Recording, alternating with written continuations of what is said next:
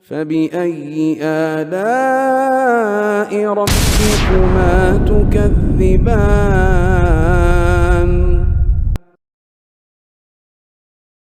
Bismillahirrahmanirrahim. Assalamualaikum Ustadz. Di sini ada pertanyaan dari salah satu peserta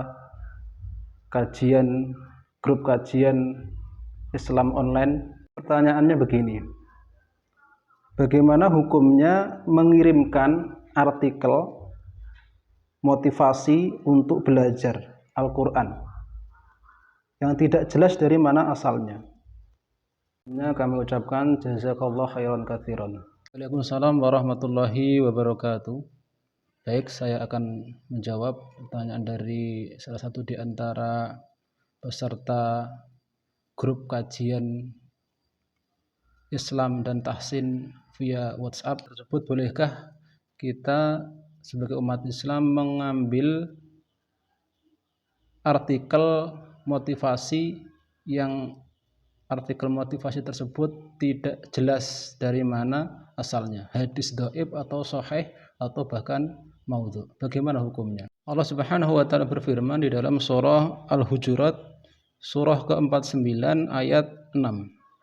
Bahwasanya Allah taala berfirman, ya ayyuhalladzina amanu, wahai orang-orang yang beriman, in ja'akum fasikum binaba'in fatabayyanu, jika datang kepadamu seorang yang fasik membawa suatu berita, tusibu qauman bijahalatin fatusbihu ala ma fa'altum nadimin. Subhanahu wa ta'ala menyuruh kita untuk memeriksa, untuk meneliti agar kamu tidak menimpakan suatu musibah kepada suatu kaum tanpa mengetahui keadaannya, yang menyebabkan kamu menyesal atas perbuatanmu itu.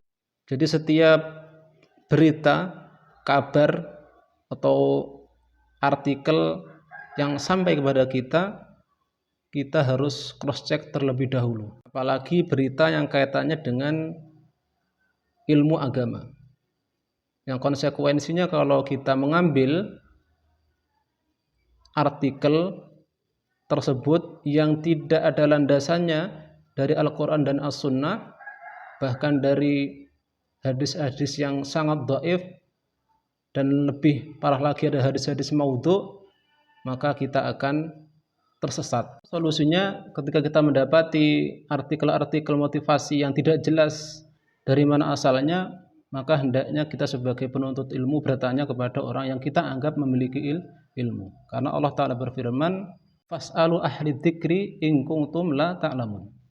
Bertanyalah kepada orang-orang yang ahli ilmu, orang yang kita pandang memiliki ilmu, jika kalian tidak mengetahuinya. Ulama dari kalangan tabi'in yang bernama Muhammad bin Sirin rahimahullah pernah berkata,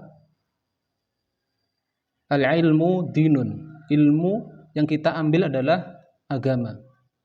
Fal yandur amman ta'khudhu minhu, maka hendaknya masing-masing dari kita itu melihat dari mana ilmu yang kita ambil, dari mana guru yang kita ambil ilmunya. Tidak semua guru, ustadz kita berhak untuk mengambil ilmunya.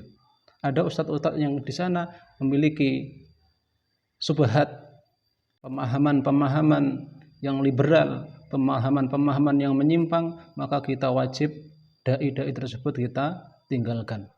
Dan ada di sana ada ustadz yang memiliki manhaj yang lurus, akidah yang sahihah, ilmunya mendalam, boleh mengambil ilmu dari, bahkan wajib kita mengambil ilmu darinya. Saatnya agama kebanyakan umat Islam hari ini adalah ketika dia sembarangan dalam mengambil ilmu. Yang penting ustadz tersebut dia pandai berbicara, kemudian dia pandai membuat lelucon, kemudian banyak jamaahnya, maka dia mengambil ilmu darinya. Tidak ada jaminan seorang ustadz yang memiliki banyak jamaahnya, dari ceramah dengan retorika yang sangat memukau, firman Allah di dalam surah Al-Isra surah ke-17 ayat 36, wala taqfu ma laisa laka bihi ilm, dan janganlah kamu mengikuti apa yang kamu tidak mempunyai pengetahuan tentangnya. Inna sam'a wal basara wal fu'ada kullu ulaika kana anhu mas'ula. Sungguhnya pendengaran kita, penglihatan kita, hati kita semua akan dimintai pertanggungjawaban nanti di hari kiamat. Pertanyaannya lagi, bagaimana hukumnya mengambil jadikan hadis dhaif itu sebagai pijakan landasan kita untuk beramal. Rasulullah sallallahu alaihi wasallam bersabda, hadis riwayat Bukhari Muslim, "Man kadzdzaba alayya muta'ammidan falyatabawwa maq'adahu minan nar." Siapa yang berdusta atas nama Rasulullah sallallahu alaihi wasallam, maka hendaknya dia mengambil tempat duduk di dalam api neraka. Dari hadis ini terlihat jelas bahwa seorang yang menyandarkan sesuatu kepada Rasulullah sallallahu alaihi wasallam tanpa mengetahui kesahihannya, maka Rasulullah sallallahu alaihi wasallam mengancam hendaknya orang tersebut mengambil tempat duduknya di dalam api neraka. Rasulullah SAW juga bersabda dalam hadis yang lainnya, hadis riwayat Muslim, "Kafa bil mar'i kadziban ayuhadditsa bi kulli ma sami'a." Cukuplah seseorang dikatakan berdusta jika ia menceritakan setiap yang dia dengar. Jadi tidak semua apa yang kita dengar, apa yang kita terima, kita ceritakan kepada orang lain. Kita harus perlu meng-cross check dulu berita yang sampai pada diri kita. Apakah berita itu hoak atau berita itu di atas kebenaran. Kemudian para ulama membolehkan beramal dengan hadis dhaif dalam fadhail amal. Fadhail amal itu adalah keutamaan-keutamaan amal, keutamaan-keutamaan ibadah. Juga memberikan persyaratan bagi hadis yang boleh diamalkan dalam hal tersebut. Jadi ada 4 syarat kita menjadikan hadis dhaif sebagai landasan untuk fadhail amal, untuk memotivasi kita agar semangat untuk beramal. Syarat yang pertama, hendaknya hadis dhaif tersebut bukanlah hadis yang sangat dhaif jiddan, dhaif yang sangat lemah. Yang kedua, hendaknya hadis dhaif tersebut masuk di bawah hadis sahih atau minimal hasan. Jadi hasan itu levelnya di bawah sahih, yang sifatnya umum. Yang ketiga, di dalam mengamalkan tidak diyakini kesahihannya.